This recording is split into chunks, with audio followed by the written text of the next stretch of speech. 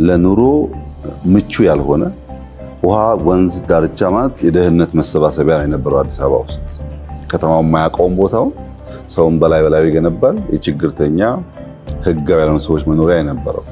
አሁን ግን ከጥቂት ዓመታት በኋላ አዲስ አበባ ውስጥ የምንሻማባቸው ቦታዎች ለመኖር ሪቨርሳይድ ናቸው። እውነት ለመናገር ከሰራናቸው ስራዎች ውስጥ በጣም ከፍተኛ ግምት የሚሰጠው በጣም ጠቃሚው ስራ ሪቨርሳይድ